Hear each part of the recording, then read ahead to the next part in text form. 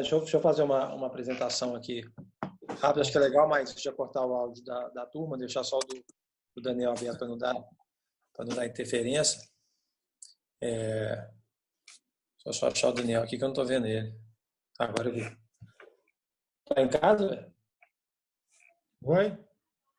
Está em casa ou está na clínica? Não, estou em casa. Bom, turma, vamos lá. Primeiro, agradecer muito o tempo agora, né, Daniel, que você vai dedicar a gente aqui na Fly.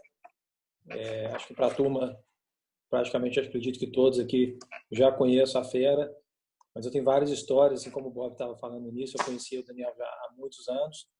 Foi até o primeiro, o Bob falou que ele foi o segundo, terceiro cliente, mas realmente foi mesmo, porque eu lembro do início do Daniel lá na fisioterapia, mas muito mais já no tênis, com esse foco no tênis. É a pessoa que eu mais confio, né, na área da fisioterapia, além de tudo é um grande amigo que eu tenho, que eu fui fazendo ao longo do tempo. Todo mundo quando me indica, família, atleta, a primeira pessoa que eu sempre penso é o Daniel, antes de qualquer médico da ortopedia. Acho que é sempre muito... É um cara que a gente pode confiar 100%, né, na informação, na precisão que ele tem ali, de diagnóstico e tudo, mas muito mais do que isso, acho que é a pessoa, Daniel. Né? Acho que como pessoa e acho que como caráter, como conduta, isso é essencial para a gente. A gente já passou diversos momentos juntos ali, né, de atletas que já estavam indo para a mesa de cirurgia e que assumiram uma bronca lá e o cara hoje é um médico nos Estados Unidos, não teve que fazer cirurgia, e tem diversos casos assim, mas muito mais do que profissional, que acho que todos já conhecem, é realmente essa pessoa fantástica que a gente hoje, né, tem o privilégio de fazer parte né, do nosso programa aqui. O Daniel, para quem não conhece como fisioterapeuta também, ele pode se apresentar mais, mas ele é um dos sócios fundadores do NEF. Ele é o fisioterapeuta do Bruno e do preparador físico também, né? Só não é coach. Às vezes até mais coach que eu no Preparador físico, não. Preparador físico, você quebra minhas pernas. Faz tudo ali. Aí, aí você aumentou demais meu conhecimento. Aí não. Limita um pouquinho. O Cris vai ter um infarto, não sei se ele está por Não, o aqui. Cris vai ter um infarto lá, e aí você me jogou responsabilidade demais. Os caras começaram a me perguntar de preparação física aqui, eu corto o áudio, o vídeo e sai correndo. Mas né, ele é o fisioterapeuta do Bruno, do Marcelo, e é a pessoa, né, que a gente realmente tem maior confiança ali. Então, acho que realmente é uma oportunidade para a gente aprender bastante, conversar. Não sei como é que está bem organizado ali, quanto tempo você está pensando em tocar ali, mas é bem legal ter essa interação, né, Daniel, da turma com você. Então, acho que é isso. Fica bem à vontade, a sala é sua aí, e é realmente, como eu falei, um privilégio de você fazer parte hoje dessa equipe Fly. Um abração aí, Valeu. a bola está com você. Obrigado, Hugo. Agradecer as palavras do Hugo. Eu montei uma apresentação, eu imagino que deve ser coisa aí de 40 minutos, provavelmente. Vou observando aqui se tem alguém dormindo, pedi o Bob para deixar a câmera ligada, porque ele é um bom termômetro para ver se o pessoal está cochilando ou não. E aí, assim, não sei como que tem funcionado, se o pessoal quiser parar para perguntar ou se quer abrir pergunta depois, eu estou à disposição, estou com tempo. Então, acho que esse é o momento mesmo para a gente trocar um pouquinho de ideia. E aí, se vocês acharem que a forma melhor é, eventualmente, quem quiser entrar e fazer uma consulta, uma pergunta, interromper, sem problema. Tá? Daniel, só te falando, acho que é para falar com a turma também. Se alguém tiver durante, né, algum ponto ali quiser perguntar, como você falou, é só mandar ali no chat que a Maísa, o Bernardo, que normalmente organiza isso aí, já te falam, tá bom, Daniel? Pode tocar aí. Beleza. Vamos embora, então.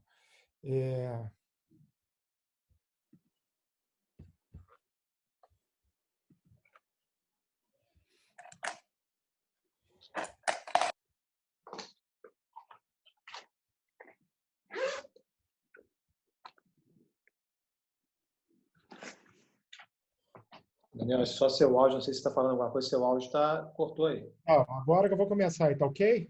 Tá tudo ok aí? Hein? Tudo ok?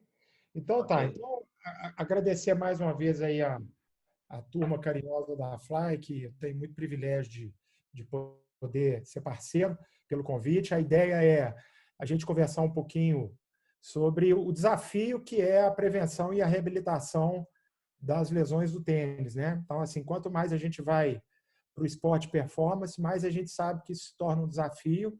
E aí a gente vai fazer algumas considerações de coisas que a gente já está implantando, já implanta hoje na Fly, coisas que a gente acredita que, que possam ajudar nessa equação complicada que é a prevenção de lesão. Hoje a gente tem a felicidade de compartilhar esse convívio com o Bebeto, com a turma toda, que são profissionais excepcionais. Eu acho que a gente está super bem servido e estamos num caminho muito legal.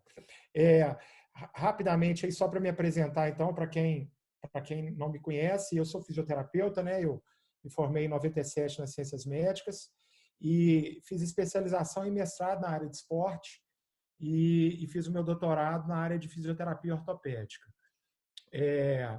Hoje, basicamente, eu faço duas coisas. Eu tenho a clínica, que o Hugo falou, que é onde eu atendo meus pacientes, e sou professor da PUC, onde, além de dar aula, eu tenho um foco também em pesquisa. Hoje, o meu interesse maior em pesquisa é relacionar as alterações de movimento com o aparecimento das lesões, né? De que forma que as alterações nos movimentos, sejam eles movimentos do dia a dia, sejam eles movimentos dos esportes, de que forma que isso aí pode estar relacionado com o aparecimento, e se está relacionado com o aparecimento, como que a gente pode abordar isso na forma de tratamento. Então, hoje eu divido meu tempo na PUC e também lá na clínica. Eu tive a felicidade aí a sorte de trabalhar em vários esportes, né? Comecei no futebol, que também me apresentou grandes atletas. Tive a oportunidade de trabalhar com o Vitor, por intermédio do Hugo também, que me apresentou. Então, já circulei por vários esportes e tive a felicidade de trabalhar com muita gente boa e de continuar trabalhando com muita gente boa. Hoje eu trabalho com o Bruno e com o Marcelo, né? E também trabalho com os atletas da Fly, independente se diretamente com eles ou indiretamente através da nossa contribuição lá para o projeto da Fly, com a conversa com os preparadores, com os técnicos, etc. Esse gráfico é um gráfico legal porque ele mostra para a gente como é que o tênis se comporta em relação à prevalência de lesões quando comparado com outros esportes. Então, se vocês olharem aí no extremo da esquerda, vocês veem o meu mouse aí, vem, né? Aí vem. Então, se vocês verem aqui, a gente não tem nenhuma dúvida de que o futebol, o basquete e o vôlei, eles são os líderes ali do ponto de vista de prevalência de lesão. Provavelmente porque eles têm o contato físico, né? Que o tênis não tem. Então, o que mais está relacionado com lesão é o aspecto de acelerar, frear e saltar, que é uma coisa comum a muitos esportes, mas o contato físico ele é uma coisa que aumenta muito por causa da imprevisibilidade. Talvez você esteja perguntando o porquê do vôlei aqui, mas a gente tem algum contato físico do vôlei na rede que às vezes machuca, né? E aí a gente vai ver uma quantidade razoável de esportes que ficam aqui num ponto intermediário, as artes marciais, a corrida, o tênis, o ciclismo, que quando machuca, machuca feio, né, pessoal?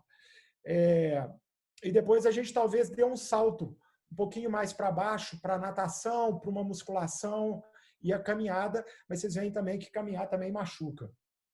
Então, isso é muito importante, porque, assim, uma coisa que a gente costuma falar é que assim, faz parte do esporte o convívio com a lesão, né? E aí, às vezes, as pessoas colocam isso como uma coisa ruim, macabra, mas toda atividade física ela está envolvida também com a possibilidade de ter lesão. Até mesmo as atividades laborais, as atividades de casa, elas estão relacionadas. Então, o que vai acontecer no esporte é que você vai ter um volume muito grande de horas praticadas, e isso, obviamente, vai acabar em algum momento podendo gerar alguma coisa. A gente vai conversar um pouquinho mais sobre isso. Esse aqui é um dado mais recente que a gente tem da ATP, dando uma ideia, que é uma curiosidade grande de boa parte dos praticantes de tênis, para entender qual que é a distribuição das lesões no tênis, né, por região. Então, a gente vê aqui que disparado a coluna, ela é, e aqui o gráfico ele mostra os anos, né? 2012, 2013, 2014, 2015, 2016. Esse artigo é um artigo de 2018, publicado em 2018. Não acredito que essa estatística tenha mudado muito. Então, a gente vê aqui que a coluna é o líder de número de lesões na ATP. Depois a gente vê aqui o tornozelo, provavelmente por causa das entorses de tornozelo, ombro, coxa, provavelmente relacionado aos estiramentos musculares. A gente vê também aqui joelho também relativamente prevalente, quadril, punho um pouquinho menos, cotovelo também ali talvez um pouquinho menos, mão, as bolhas, né? E a gente vê algumas lesões que são bem típicas do tênis, que são as lesões da parede abdominal e das costelas, que estão muito relacionadas com estiramentos, né, do abdômen, relacionado a saques, mesh, os próprios golpes de rotação do tronco, todos eles envolvem muito exigem muito dessa musculatura, então é uma queixa relativamente comum. Esses dados aqui, eles mostram para a gente como em qualquer outro esporte, a lesão às vezes é determinante na carreira de um jogador, né? Então, a gente tem algumas estatísticas que mostram que 50% do abandono do esporte tem relação com lesão. Então, é um número razoável, né? E aqui a gente tem alguns dados que são muito variáveis, especificamente para o tênis. As duas formas da gente medir prevalência de lesão é a gente falar de número de lesões por ano ou número de lesões por cada hora jogada. E aí a gente está vendo aqui uma variação grande de 0,05 a 2,9 lesões por ano por jogador, aqui provavelmente tem relação muito com o nível do jogo, né? Na medida que você começa a ir para o tênis competitivo, esse número de lesões ele aumenta. A tendência é essa, e a gente vai conversar um pouquinho sobre isso. E se a gente quiser falar por horas jogadas, a cada 1.000 horas jogadas de tênis, a gente teria aí entre 0,04 a 3 lesões a cada 3.000 horas praticadas de tênis. São dados aí interessantes que eu acho que quem trabalha com tênis gosta de ver. Algumas peculiaridades do tênis em relação a outros esportes. O tênis ele tem um deslocamento muito grande, não é exclusivo do tênis, mas é uma das características do tênis, principalmente quando o jogador entra no circuito mundial, com viagens continentais. Isso é importante porque na hora que a gente fala de fuso horário, de repouso, essas coisas são fatores que têm relação com a lesão. Então, essas são dificuldades que o tenista ele vai ter que lidar. Mas talvez um dos pontos mais importantes é a pouca previsibilidade da duração da partida. Então, você não consegue ter uma ideia de quanto que aquele jogador vai jogar na semana e muito menos de quanto que ele vai jogar num dia. Então, às vezes, o jogador ele entra e tem uma partida super rápida e, às vezes, ele entra e tem uma partida extremamente demorada e que, às vezes, por causa de chuva, ele chega a jogar mais de um jogo, 2 jogos. A gente vê isso muito quando os meninos estão começando, às vezes eles têm que jogar simples, dupla e mais de uma partida. Então, assim, às vezes você faz toda uma programação pensando na carga de jogo que esse menino ou esse atleta vai receber e quando você chega no torneio, por causa dessas peculiaridades, você tem que lidar com uma imprevisibilidade muito grande. Esse, sem dúvida nenhuma, é um problema que a gente tem que conviver e que até hoje a gente não conseguiu achar uma solução do ponto de vista de organização dos torneios para poder lidar com isso. Aí, aqui a gente vê alguns dados que nos mostram como que a performance, na medida em que a gente avança para a performance, a gente começa necessariamente a ficar mais próximo da lesão. E esses são alguns dados que são interessantes para vocês verem. Então, olha só. Quem treina 3 ou mais vezes por semana tem 2 vezes mais chances de se machucar. Então, eu estava vendo aí há pouco tempo atrás, agora nós estamos na época das lives, né? E eu estava vendo uma live do Bruno com o André Sá, e o André falando que o menino ele tem que acostumar a treinar todo dia. Isso é o normal, ele não está fazendo mais nada do que o normal. né? Que isso é o básico. Ele não está fazendo, ele não é melhor por causa disso, é o básico. E aí, na medida que o André falava de toda a carreira dele e da trajetória dele, quando você vê isso aqui, você vê que quando você escolhe o tênis competitivo, você já tem que aceitar que você está mais próximo de ter eventualmente alguma lesão e que isso faz parte do esporte competitivo. E aí eu vou completando alguns dados aqui e depois a gente vai fazer uma análise um pouquinho mais cuidadosa disso aí, de que forma que a gente pode tentar minimizar esse tipo de coisa.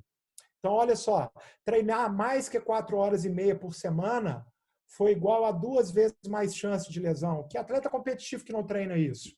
Faz sentido não treinar, né? Ser um tenista de elite significa ter quase 3 vezes mais chance de lesão. Jogar mais do que 5 jogos em um torneio significa ter 3 vezes mais chance de abandonar o próprio torneio por lesão. Então, na medida em que se avança, a chance de você abandonar também aumenta. Atletas juvenis que se machucam jogam, em média, 5 horas a mais por semana que jogadores juvenis que não se machucam. Então, essa equação aqui em cima, ela é a equação que a gente está correndo atrás há alguns anos para tentar melhorar um pouquinho como conviver com essa equação, mas é a grande equação que a gente tem que lidar e a grande pressão que a gente tem que lidar.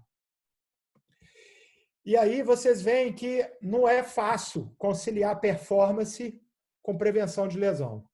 Então, uma coisa, esse caminho é um caminho muito difícil, muito tortuoso, a gente tá cada vez avançando mais em relação a ele, mas quando você acompanha um torneio e vê atletas do nível do Nadal, do próprio Federer, do Djokovic, atletas que têm toda uma estrutura por trás e que ainda assim têm lesão, você vê que nitidamente esse jogo a gente tem dificuldade de ganhar.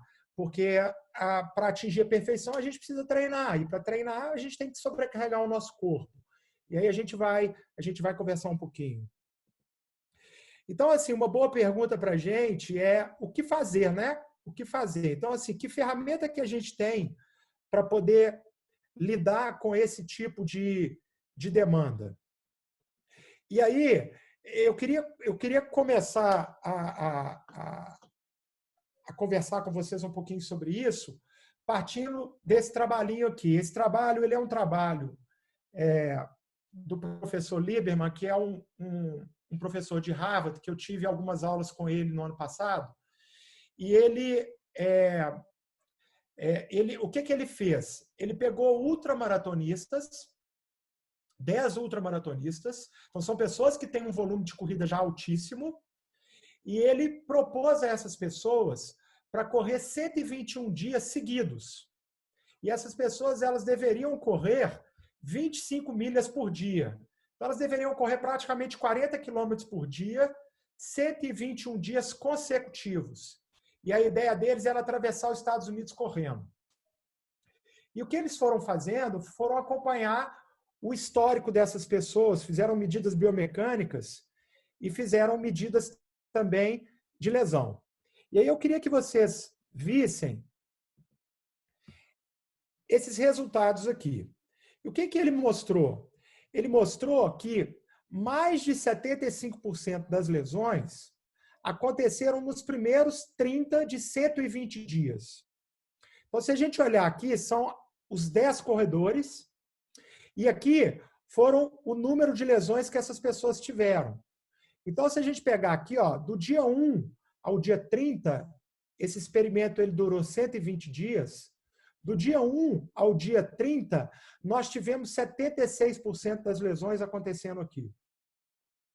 Depois, nós ainda tivemos lesões, mas a maioria das lesões aconteceram no início. O que isso significa? O Lieberman ele fala uma coisa muito interessante. E aí é discutível, eu não acho que a gente precisa entrar nessa conversa, nessa discussão, mas ele não acredita em lesão por overuse. Ele acredita por lesão pelo cara não ter conseguido se adaptar à carga que foi aplicada a ele. Então, o que que ele diz aqui? Que isso aqui é uma prova de que na hora em que você começa a dar cargas altas para as pessoas, às vezes elas se machucam, ou frequentemente elas se machucam. Mas se você regula essa carga, e o que aconteceu aqui foi que essas pessoas, elas receberam a mesma carga no resto dos dias. E o que começou a acontecer? Essas pessoas pararam de machucar. Ou seja, o nosso corpo, ele tem muita dificuldade para fazer uma primeira adaptação. Olha aqui. Mas na hora em que ele adapta, ele consegue lidar bem mesmo com cargas muito altas. E vocês pensarem que correr 40 quilômetros todos os dias por 120 dias é uma quantidade muito alta de carga. Então, esse dado do Lieberman é um dado muito interessante, porque ele abre o nosso raciocínio para esse artigo de um cara que eu gosto muito, é um autor que eu gosto muito, que é o Plum, que é um cara que escreve muito sobre tênis. E olhem só que bacana esse título desse artigo. Não é o destino final. É a forma que a gente vai percorrer a estrada de carga que a gente vai ter que aplicar nos nossos atletas. Isso é que importa. Então, não é a gente pensar se a gente vai chegar numa carga absurda de treino, mas a gente pensar de que forma que a gente chegou nessa carga relativamente absurda de treino. Ou seja, se a gente der tempo para os nossos atletas se adaptarem, é muito provável que eles consigam se adaptar mesmo a cargas muito altas de treino. Isso é uma verdade para todo mundo? Provavelmente não, pessoal. Uma coisa que vocês já ouviram várias pessoas falarem é que o esporte de alto rendimento, ele também é seletivo. Ele também vai selecionar pessoas diferentes. A gente não pode tirar isso da equação. Mas, sem dúvida nenhuma, se a gente colocar carga de uma forma progressiva e dar tempo para os nossos atletas se adaptarem, é muito provável que a gente consiga chegar a cargas altas de treino sem ter lesão. E aí, eu vou recuperar um pouquinho uma conversa. É um projeto que a gente já iniciou e que a gente está fazendo agora um ajuste na LaFly, que é o projeto de controle de carga de treinamento. Então, vocês todos lembram que a gente estava usando um software e que a gente tinha que dar o feedback no software de como é que o aluno percebeu o treino e que, a partir disso, a gente tinha uma ideia do quanto que foi pesado o treino, para a gente construir um histórico de carga de treino. E aí, qual é a ideia? Qual é a ideia desse controle? E isso é uma coisa que a gente interrompeu, porque era um protocolo um pouco mais complexo e que a gente acredita que a gente consiga fazer ele de uma forma mais simplificada e voltar a colocá-lo em prática para que a gente possa se beneficiar desse tipo de informação que eu vou passar para vocês aqui. Então, esse trabalho, ele foi um trabalho de pesquisa publicado agora em maio, talvez na principal revista de medicina esportiva do mundo, que é a Medicine Science in Sports Exercise. E o que esse cara fez foi aplicar esse raciocínio que a gente vai falar aqui em tenistas juvenis, e ele viu que esse tipo de raciocínio faz com que a gente consiga ter algum grau a mais de previsibilidade sobre o aparecimento das lesões. Então, vou explicar bem rapidamente aqui para vocês entenderem a lógica, até porque mais para frente a gente vai voltar a usar esse tipo de raciocínio. A ideia é muito simples. A ideia é, a gente tem o que a gente chama de carga de treino diária. O que é essa carga de treino diária? Simples, o atleta vai falar de 0 a 10 o quanto que ele achou intenso o treino dele. Essa é uma nota do atleta, nós não conseguimos dar nota por ele. E a gente multiplica isso pela duração do treino em minutos. Então a gente vai chegar num valor aqui, se ele percebeu o treino 10, foi muito forte e treinou 30 minutos, ele recebeu uma nota de 300 nesse treino. Nós vamos pegar essa nota diariamente e vamos ter uma soma de notas diárias que vai me falar da carga da semana. Então, imagina, se eu treinei 7 vezes por semana a 300, eu multiplico 700 por 300 e chego a um número. Eu vou chamar de carga aguda. E aí, o que eu preciso ter? Eu preciso ter a carga. Eu não sei se vocês estão conseguindo ver esse último aqui, porque eu estou vendo um tanto de carinha aqui. Dá para ver, né? Okay. E aí, essa carga crônica é a média das últimas 4 semanas. Então, é como se a gente pegasse, a gente está em maio, é como se a gente pegasse a nota somada da primeira, da segunda, da terceira e da quarta semana de abril, dividisse por 4, e a gente teria a nota média das últimas 4 semanas. O que nós vamos fazer aqui? Nós vamos dividir. Então, vamos supor que a gente vai treinar em maio a primeira semana. Então, fizemos o treino da primeira semana de maio. Dividimos pela média do último mês. Vocês concordam comigo que se eu treinar muito pesado, muito diferente da média das 4 semanas, esse valor aqui vai começar a ficar maior do que 1? Porque se eu tive uma nota média de 1.000 nessa semana, e nas últimas semanas eu treinei com 1.000, vai dar 1. Mas se eu fiz um treino super pesado, muito mais do que eu estou acostumado, e tive 2.000, e nas últimas semanas eu tive 1.000, esse valor foi para 2. Todo mundo acompanhou? Ok. Aí, qual é a lógica aqui? A lógica é essa aqui, pessoal. Essa divisão, que se você manteve a mesma carga de treino, foi igual a 1, e é lógico que nós queremos pegar e colocar os nossos alunos em cargas progressivamente mais altas, esse valor sempre vai ser mais alto do que 1.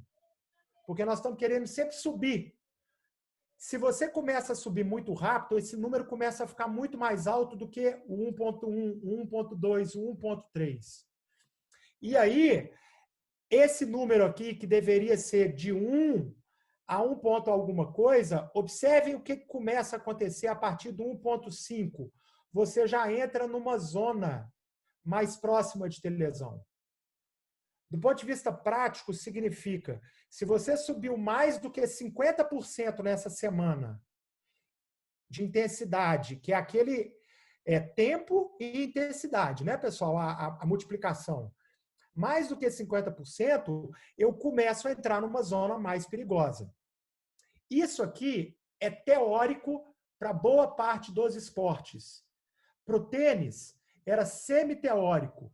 Até maio desse ano, em que nós tivemos um estudo extremamente robusto, mostrando para a gente que, se esse valor ficar acima de 1,5, nós já entramos numa zona mais perigosa. Qual é o desafio aqui? O desafio é competição no meio dessa história, em que você não tem um grau de previsibilidade tão grande, né? Então, nós não vamos ter um controle perfeito, maravilhoso, mas se a gente tiver alguma informação sobre isso, a gente consegue, no planejamento, pelo menos errar pouco aqui e minimizar o que a gente consegue minimizar e o que está em nosso alcance. Eu queria aproveitar esse gráfico para chamar a atenção de 2 coisas. Quando o seu treinador fala para você não treinar em outro horário ou não treinar determinado dia, e você treina escondido, o que você faz com isso aqui? Você joga para cima.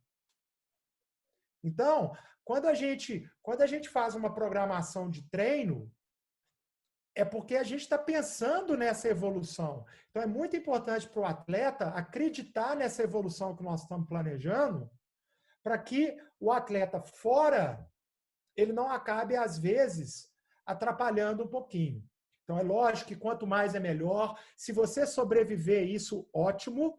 Mas se você não sobreviver, a gente vai querer começar a achar culpado. Então, a gente vai tentar, dentro do possível, e tentando ficar o mais próximo dessa linha, porque é verdade que quando a gente avança para cá, a gente está buscando performance. Mas a gente vai tentar fazer alguma coisa que seja um meio termo dessa confusão toda. E aí tem um outro ponto importante. Como que férias muito paradas fazem mal? Porque quando você fica de férias sem fazer nada, o que acontece com a nota de treino sua para trás. Concorda comigo que ela abaixa muito? Então, a gente tem que tentar manter nas férias, e aí a ideia, né, nesse período de pandemia, dos meninos estarem fazendo exercício, estarem aproveitando e fazendo alguma coisa que é possível, a ideia é exatamente para a gente não zerar isso aqui e na hora de voltar, a gente ter que voltar de um ponto muito baixo, porque a gente vai estar vindo de um ponto muito baixo. Então, a gente tinha no futebol, foi o primeiro lugar que a gente descobriu isso, que os jogadores todos machucavam na pré-temporada. Por que será? Porque na pré-temporada os caras estavam vindo de férias e não faziam nada. Então, hoje os preparadores, eles falam da necessidade de se manter algum grau de esforço nas férias, para que a gente não chegue no zero e essa equação passe de 1,5 de uma forma muito fácil. Tá claro aí? Claro. Então, esses são princípios que a gente tenta implementar. Estabelecer um nível básico de condicionamento físico, para ter uma base sempre, minimizar mudanças bruscas semana a semana, evitar picos de carga de treino, manter um bom balanço entre treino e repouso e manter um nível mínimo de carga de treino quando a gente não estiver em temporada. Essas são coisas muito importantes. E aí, mais uma vez, nós nunca vamos conseguir trabalhar com o ideal. A questão dos torneios e da temporada de torneios ela vai atrapalhar, mas nós vamos, assim como o mundo inteiro está tentando, a gente vai tentar controlar dentro do que é possível com a ajuda de todos. Esse ponto é um ponto muito importante que pouca gente presta atenção. Provavelmente, todos vocês sabem isso, mas não sei se já viram esses números. Número de horas de sono diária versus chance de lesão. Então, não fiquem muito preocupados com essa diferença aqui. Essas diferenças, às vezes, elas não são estatisticamente significativas, mas olhem o que acontece quando eu ganho e chego em 8, 9 horas de sono versus 7, 5 e 6 horas de sono. Então, quando a gente consegue chegar em 8 horas de sono, a gente dá um salto importante do ponto de vista de prevenção de lesão. Então, às vezes, a gente fica buscando uma coisa muito mágica e esquece das coisas básicas, que é horário de dormir. Né? Não dá para ficar na internet até meia-noite, 1 hora, e dormir 6 horas e acordar 6 horas da manhã querendo ser atleta profissional. A equação não vai dar certo. Né? Então, isso é muito importante e os meninos que estão acompanhando têm que ver a importância desse gráfico para poder entender a razão disso tudo.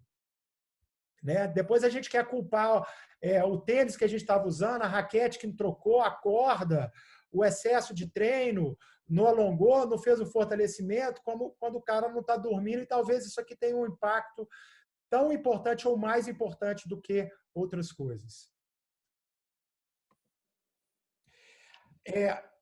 Cada atleta provavelmente vai achar uma forma e um meio de recuperação. Então a gente vê, e aqui a gente não tem tanta ciência caminhando para um lado só, nós temos muita percepção de recuperação do atleta e a gente se baseia muito nisso.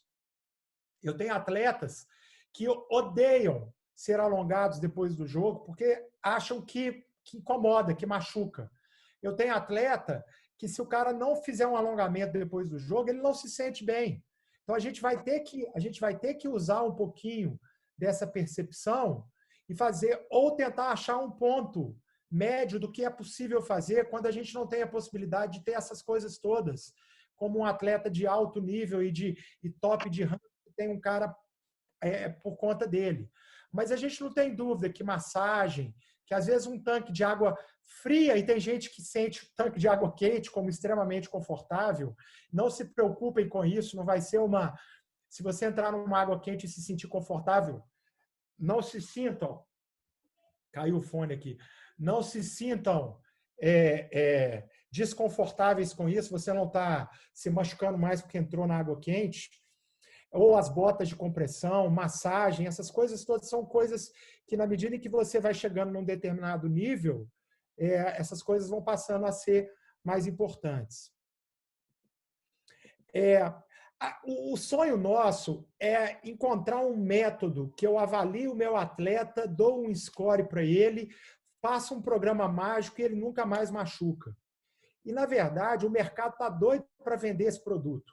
Então, existem vários produtos, mas, assim, infelizmente, nós não temos uma receita.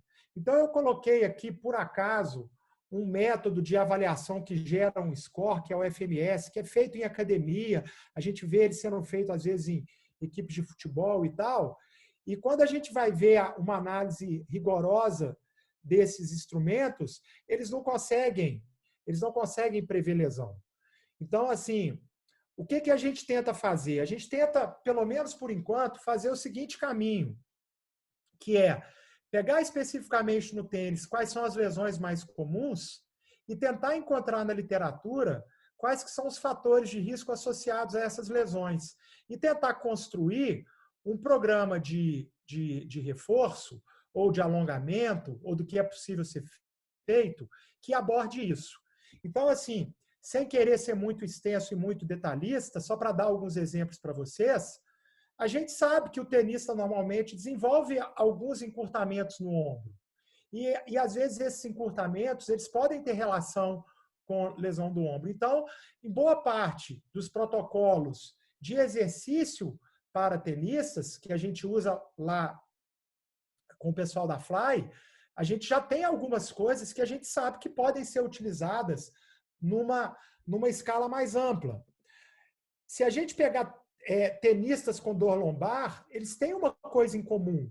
Eles têm, se vocês olharem aqui, isso aqui é a força do abdômen entre quem não tem dor e quem tem dor em tenistas. Então, a gente vê nitidamente que os tenistas que não têm dor, eles têm abdômenes mais fortes do que tenistas que não têm dor. Então, quando vocês estão vendo lá o pessoal enchendo o saco para fazer fortalecimento do abdômen, a lógica está aqui. Não é que você necessariamente vai acelerar mais a bola, embora provavelmente vá acelerar também mais a bola com essa força do abdômen, mas também é a ideia da gente tentar minimizar as dores de coluna. A gente sabe que algumas alterações da escápula aumentam a chance do cara ter dor no ombro. Então, pessoas que têm, às vezes, um movimento muito descoordenado da escápula quando fazem exercício com peso, essas pessoas elas têm metade da chance a mais de desenvolver dor no ombro. Então, o que a gente tenta fazer? Quando vocês veem lá o que é feito, lá, por exemplo, com o Rodrigo, o que a gente está tentando fazer é incluir o que dá para ser feito de uma forma geral com todos os atletas, tentando minimizar e abordar essas coisas. O combinado que a gente tem é, se eventualmente os preparadores físicos perceberem alguma deficiência muito importante de algum dos meninos, eles avisarem os meninos ou os pais, e aí, eventualmente, a gente pode fazer uma avaliação e, dentro das possibilidades, guiar ou para esse menino fazer alguma coisa em casa, ou, se ele quiser, fazer alguma coisa no ambiente de fisioterapia, e a gente fazer alguma coisa mais individualizada. De qualquer forma, vocês podem ficar tranquilos que o que dá para ser abordado de uma forma geral, a gente está abordando, e é uma coisa que a gente discute frequentemente com o Bebeto, e aí diretamente com a equipe toda, e nós estamos em contato também com a equipe quando é necessário. Fisioterapeuta não vai ter olho para tudo. Então, assim, tem coisa que é o treinador. Então, a informação, vocês veem que técnica boa ajuda a não machucar. Então, assim, olha esse dado que interessante. Pouca flexão de joelho no saque aumenta em 20% a carga no ombro e no cotovelo. Então, são coisas que estão aí. Então, a importância de você construir uma técnica melhor e poder, às vezes, comprar a ideia do treinador de fazer alguma mudança, mesmo que isso impacte negativamente a performance por algum período de tempo, é a ideia de chegar no gesto mais perfeito, com mais performance, mas um gesto também mais econômico para você aguentar. às vezes, a gente é obrigado também a aceitar que tem esporte mais rico e com mais potencial, com mais potência de investimento. Então, às vezes, o que a gente faz é, jogador de futebol corre e muda de direção o tempo todo. Tenista corre e muda de direção, acelera e freia também. Então, a gente tenta pegar programas que já existem, como, por exemplo, esse programa do FIFA para crianças, que o Bebeto usou algumas coisas lá, usa algumas coisas lá e a equipe toda usa, e tentar ver o que dá para aproveitar para o tênis de coisas que a gente já sabe que reduzem, por exemplo, a chance de você ter uma torção do joelho e lesar um ligamento cruzado. Então, a gente já tenta colocar isso. Vamos reduzir 100%? Não vamos, lógico que não vamos. Mas a gente consegue melhorar razoavelmente. E a gente, pessoal, está muito atento, tem muita gente no mundo tentando criar esse programa perfeito. Infelizmente, a gente não tem esse programa ainda. Mas a gente está muito atento à coisa científica, gente. Não dá. Então, assim, tem muita coisa esotérica, né? Mas, assim, a gente tenta trazer o que tem de mais ciência para poder ser aplicado com os atletas. E aí a gente sabe que a briga é feia, mas nós vamos correndo atrás. Então, a gente vai prestando atenção no que as pessoas estão desenvolvendo e vamos tentando captar aqui no que dá para ser captado. Se você pegar a ressonância de ombro de atleta e fizer a ressonância do mesmo ombro do outro lado, o tendão desse ombro é tendão diferente. É tendão que tem alguma coisa, se você quiser chamar de lesão, nós podemos chamar de lesão. Tem alguma lesão nesse tendão. Então, uma coisa que a gente tem que tomar muito cuidado é que quando um atleta ele vai fazer um exame e porque ele está, por exemplo, com dor no ombro, vai vir uma ressonância, o normal é vir alguma coisa porque ele é atleta. E aí, talvez pareça ser uma notícia ruim isso, mas eu queria mostrar para vocês uma perspectiva interessante. Aqui, vocês estão vendo o seguinte. Deixa eu diminuir aqui. Como é que eu reduzo aqui, meu Deus do céu, o número dessas janelinhas aqui? Putz. Logo acima da janela. Já vi. Olha isso aqui que bacana. Rapidão, hein? Imagine que isso aqui é o tendão de um atleta. Então, você tem uma parte que é normal e essa parte aqui é uma parte um pouquinho machucadinha. Nós vamos chamar ela como lesionado, tá? E aí nós vamos pegar, então, as pessoas que não são praticantes de esporte e o atleta aqui, que nós vamos chamar ele como sendo um atleta que tem problema. Olha esse dado aqui que interessante. Se você pegar nesse tendão, o que tem de estrutura machucada, ele vai chamar aqui de estrutura ruim, você vai ver, por exemplo, aqui no tendão de Aquiles, que as pessoas que não têm nada têm menos lesão, isso aqui é a quantidade de tecido em milímetros, e aqui eu tenho mais lesão. Então não há dúvida, o atleta tem mais lesão no tendão do que o não atleta. Mas olhem a quantidade de tecido bom. O atleta tem mais tecido bom do que o não atleta. Então, vou tentar explicar isso de uma forma simples. É como se a parte boa do atleta aumentasse mais. Então, mesmo ele tendo uma parte ruim na ressonância, ele tem mais parte boa além disso.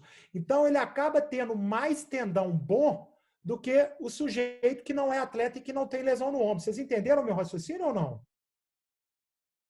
Entenderam? Sim. Isso é por causa do fortalecimento? Isso é por causa, provavelmente, do fortalecimento, mas porque também o que você faz quando você joga tênis faz com que seu tendão também permaneça e fique mais forte. Então, não entenda só exercício de academia. O simples fato de você bater na bola vai fazer com que seu tendão fique mais forte. Então, é verdade que você pode ter um tendão que na ressonância ele tenha um pouquinho de machucado, mas isso vamos dizer, de certa forma, contrabalanceado por uma quantidade de tendão boa também grande. Fez sentido isso? O americano gosta muito da seguinte expressão. Olha esse é um donut, né? Olha o donut, não o buraco. Esquece o buraco. Olha o biscoito, a parte boa. Esquece isso aqui, ó. Se o biscoito for grande, tá bom. Esquece o buraquinho. Entenderam, pessoal? Sim. Boa. E aí, nós temos que entender outra coisa também, que antigamente, quando o cara tinha dor, era obrigatório a gente parar de treinar para poder tratar. E quem lida com atleta sabe que a gente maneja isso de uma forma diferente e não é uma viagem de quem lida com atleta. Então, eu queria mostrar só um dado interessante para vocês. Esse dado aqui, ele mostrou o seguinte: pessoas que tinham dor no tendão lá de Aquiles, e essas pessoas, elas praticavam corrida. Peguei um exemplo, poderia ser um outro exemplo. E aí eles compararam dois grupos. Um grupo podia continuar a treinar a corrida desde que a dor dele fosse pequena. Se a dor dele fosse alta, ele não podia treinar. E o outro grupo falou assim, não, você está com dor, você não vai treinar. Adivinha qual grupo que recuperou mais rápido? O grupo que treinou, o grupo que recuperou ainda treinando com um nível baixinho de dor. Então, qual é a ideia? Eu brinco, e às vezes parece pesado isso. O corpo, ele gosta de apanhar, mas nós temos que saber bater nele, com responsabilidade. Então, ninguém aqui está falando que o cara tem que jogar com dor, com dor, com dor. Ele tem que melhorar jogando. Essa é a ideia. Agora, eventualmente, tem que parar porque não tem outra solução. Ele vai ter que parar mesmo. Mas é possível se reabilitar muitos atletas com ele treinando e tendo um nível de dor baixo, desde que, com o tempo, eles recuperem da lesão, mesmo treinando. Se ele não estiver recuperando da lesão e a dor estiver continuando ou aumentando, nós não temos outra solução a não ser reduzir isso. Então, essa é uma ideia importante, porque isso não é o Daniel que está falando. Isso é muita gente que publica e trabalha e que sabe que se você conseguir lidar com uma dor baixinha, é possível ainda a gente manter esporte de uma forma relativamente segura. Óbvio, cada caso é um caso e tem que ser decidido em conjunto. Ok? E é uma decisão que o atleta vai participar naturalmente. Quanto mais performance ele for, mais você sabe qual o caminho que ele vai tender a querer seguir. E a gente sente uma certa dificuldade de lidar com as verdades que eram absolutas. Então, quantas vezes eu recebo atleta na clínica falando, eu fui lá no fulano de tal e ele falou que eu machuquei porque eu não faço 1 hora de alongamento todo dia. Então, assim, confie no que a gente está fazendo. Nós não vamos deixar de fazer alongamento, mas nós não vamos ficar 2 horas alongando como se ficar 2 horas alongando fosse resolver o problema do mundo. A gente vai selecionar o que precisa ser feito. Então, eu trouxe aqui uma reportagem provocativa, né? E que é verdadeira. Por que as bailarinas australianas não fazem mais alongamento? Né? Porque elas sabem, e todo mundo já descobriu, que se você fizer um bom programa de reforço, usando as amplitudes todas, você também ganha alongamento. Então, às vezes, quando a gente está fazendo um trabalho de reforço, é uma forma de você estar ganhando alongamento. E, às vezes, o atleta ou o pai do atleta tem dificuldade de visualizar isso, de entender isso, e aí a gente tem que deixar isso claro. Uma outra brigazinha, e eu estou acabando já, pessoal, a outra brigazinha, às vezes, é com a ideia de que menino não pode fazer fortalecimento, né? Que vai parar de crescer, que vai não sei o quê. Então, assim, mais uma vez, não é o Daniel que está falando. A ciência já mostrou claramente que trabalho com peso não faz ninguém parar de crescer. O que faz você parar de crescer é você ter uma lesão óssea lá na placa de crescimento. Isso aí, se você tomar uma pancada no joelho e o joelho tiver uma torção forte, pode acontecer. Se você cair de mau jeito, isso pode acontecer. Mas é pouquíssimo provável que isso aconteça se você estiver fazendo um exercício de peso bem controlado. Então, a probabilidade de você ter uma lesão e parar de crescer fazendo exercício de peso, ela é mínima. Por sinal, boa parte dos protocolos para atletas no mundo inteiro preconizam trabalho de força em crianças, para que elas também desenvolvam essa capacidade. Nós não estamos falando aqui que criança tem que parar de fazer tudo e ficar só malhando. Criança tem que participar socialmente, tem que aprender a ganhar, a perder, mas o trabalho de força no contexto da preparação de um atleta, mesmo ainda uma criança, um pré-adolescente, ele é adaptado e é bem-vindo. E nós temos muita informação para poder embasar isso. Então, assim, para levar para casa, pessoal, importância do controle de carga, importância do repouso, do sono e das medidas de recuperação. Nós ainda não encontramos o programa preventivo mágico, mas nós estamos tentando construir um caminho. Atletas de performance são diferentes e devem ser manejados de forma diferente. E se você escolheu performance, você sabe o buraco que você está enfiando, no bom sentido.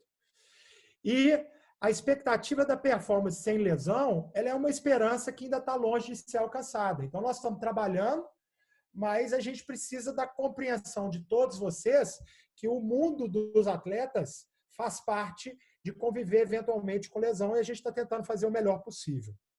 Ok? Então, era isso. Agradecer a vocês. Bob está até chorando ali de emoção. Né? Eu não vou na sua casa agora, porque eu não sei se você usa máscara, mas logo vou dar um abraço em você, Bob. Leila, melhor professora de tênis da família Bob Wilder. Boa. Daniel, primeiro, acho que é passar um pouco a pergunta para a turma. Eu tenho alguns pontos aqui que eu queria também aproveitar, mas como é que está o seu tempo aí, só para a gente organizar? Já são 8 horas aqui. Tranquilo aqui. Tranquilo? Bom, turma, então vamos fazer 3, 4 perguntas ali no máximo. Foi gravado, então acho que é legal, né, depois todo mundo que quiser escutar de novo, a Maísa vai compartilhar o link para estar assistindo. As pessoas que não puderam estar aqui agora, algumas porque realmente não tiveram condição, a gente também vai compartilhar. Então vamos lá, deixar umas 3, 4 perguntas aí e depois eu queria falar uma coisinha também no final.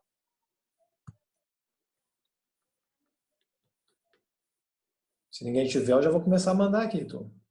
Bom, eu tenho, até por ser praticamente esse colega, né? Eterno colega, né?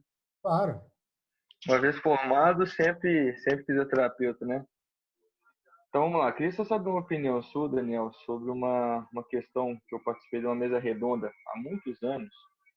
A mesa redonda foi com o Charlinho, o Marcão da Five, o Marco Túlio da Dinâmica, a Natália do Minas. E o assunto foi que a atividade física a gente sabe que é saúde, né? Ela é fundamental para a saúde de todo mundo. E aí a discussão foi, e o esporte de alto rendimento também é saúde? E gerou uma discussão muito legal em cima disso.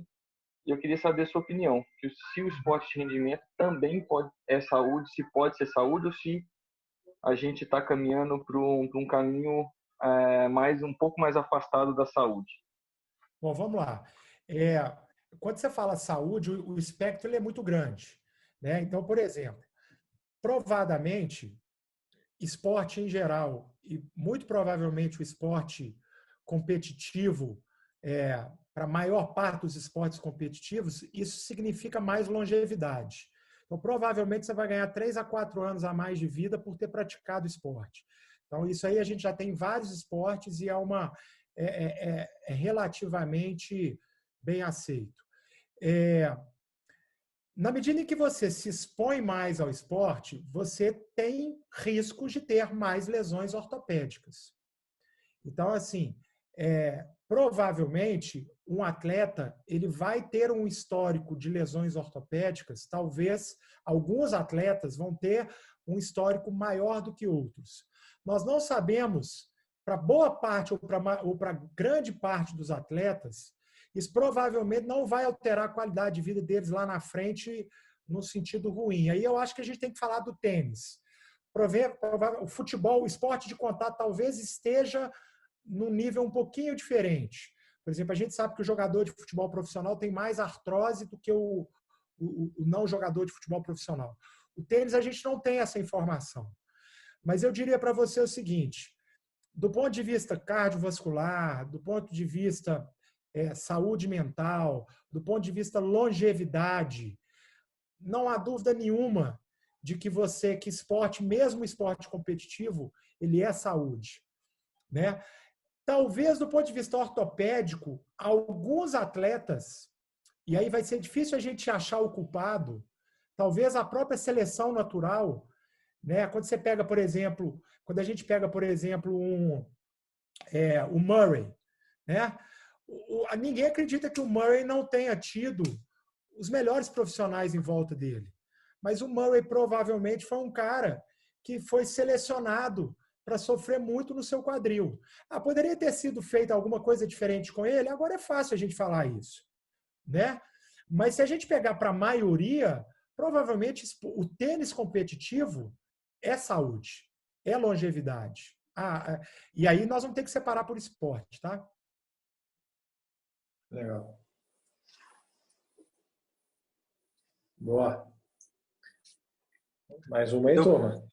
Fazer uma pergunta também? Pode, claro. Obrigado pela apresentação, Daniel. Gostei bastante. A minha dúvida é sobre... Eu não sei se você já falou, mas é sobre a questão de se talvez treinar um pouco mais com assim, observação e apresentando o que você está fazendo com cuidado para o preparador e para os treinadores, assim, pode aumentar a chance de lesão, mas, tipo assim, com certos cuidados, será que faz bem para a performance do atleta? Quanto mais treino você tiver, provavelmente mais próximo da performance você está.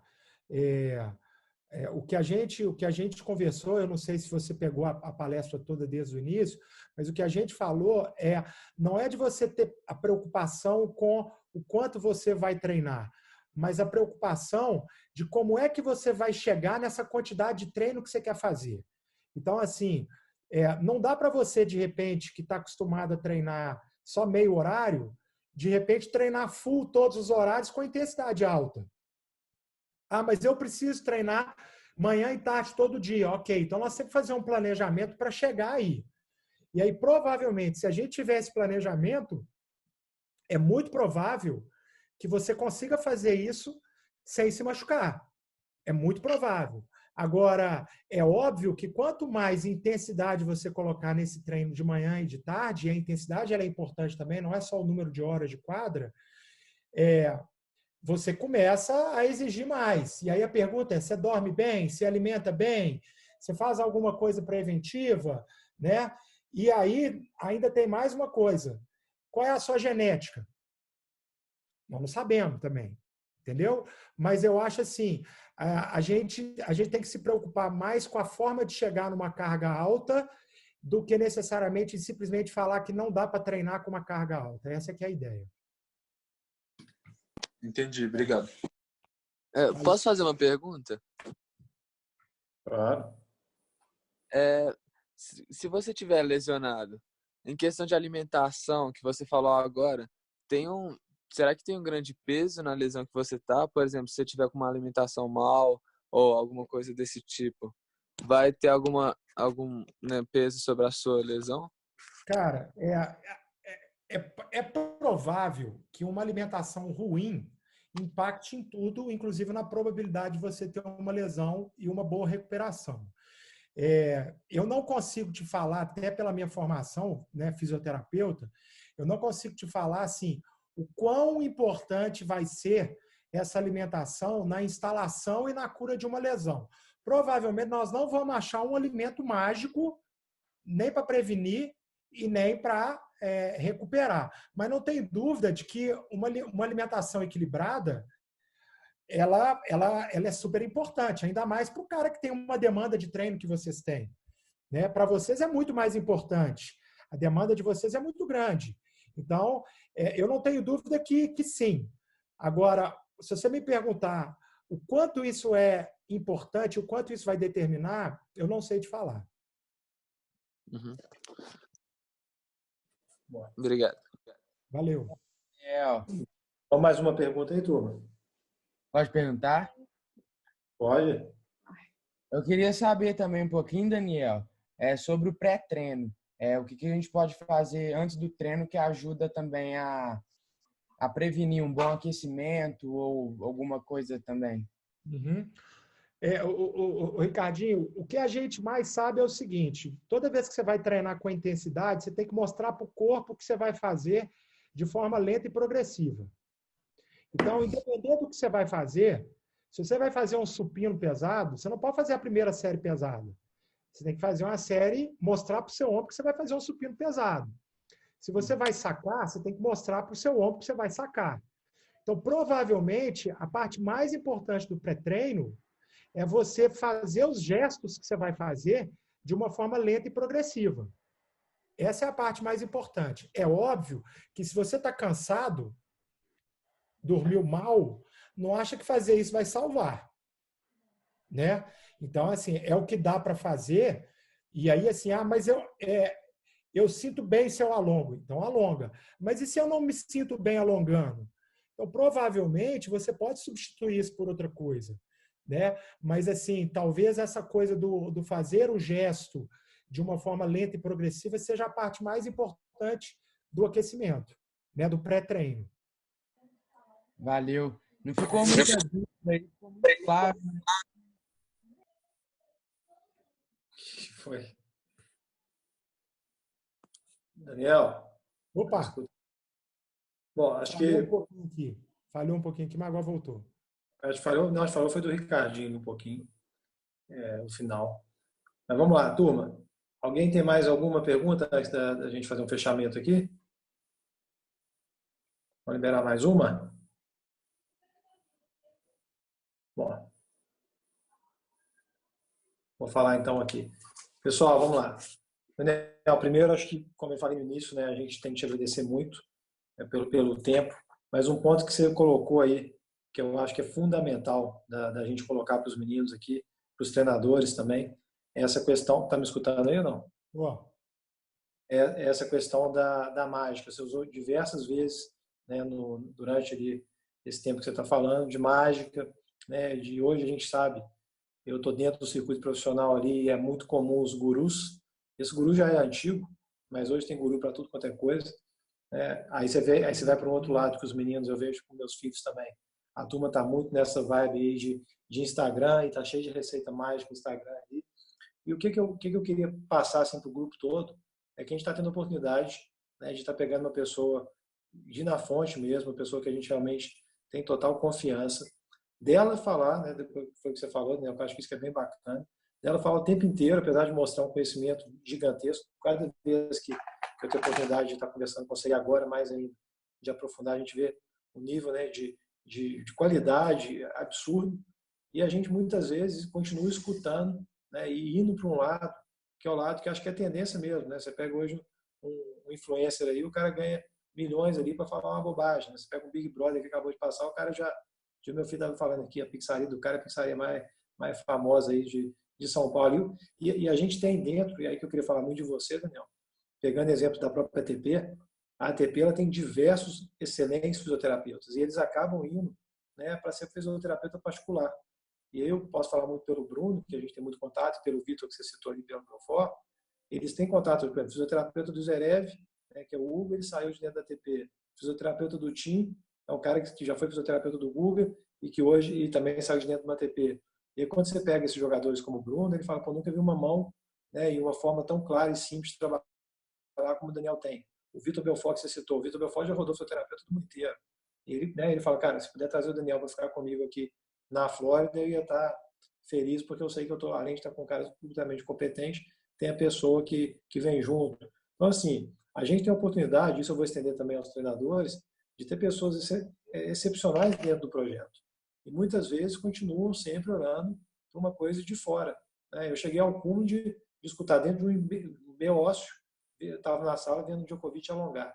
E o cara pôs o Djokovic fazendo a perna dele vir até baixo, todo mundo olhando. Depois, 2 jogadores profissionais, que eu vou falar o nome, foram fazer igual. Depois eu perguntei para os caras, o que vocês estão fazendo isso aí? O cara começou, não, estão testando. Eu falei, cara, pô, você tem um fisioterapeuta que é muito bom, você tá vendo, esse cara que está com ele é um guru, vai durar meio ano, ou 6 meses. E foi o que aconteceu, o cara que estava com o Djokovic lá, um louco, doido. É um guru, que o Djokovic achou ótimo na época e foi onde ele despencou. Então, acho que a turma ficar bem atenta, né, que dentro das famílias, eles têm pais hoje que têm bastante informação, dentro do ambiente que eles têm hoje, eles têm bastante informação, e pegar, né, na fonte. Acho que ter essa confiança, né, Daniel? Acho que isso é fundamental, de ter confiança, de ter o contato direto, a facilidade de poder ter esse acesso.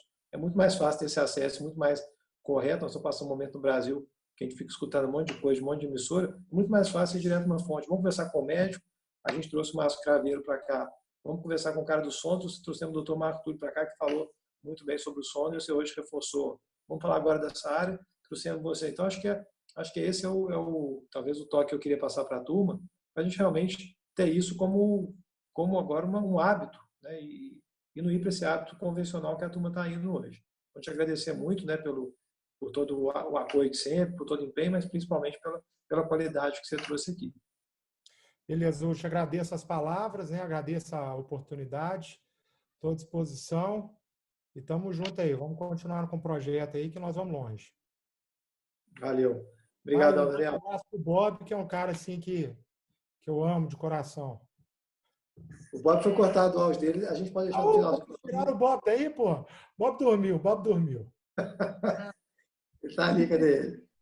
Quando todo mundo foi. Obrigado, velho. Daniel, um abraço. Foi muito legal. Um abraço. Foi muito bom mesmo, muito profissional. É só um detalhe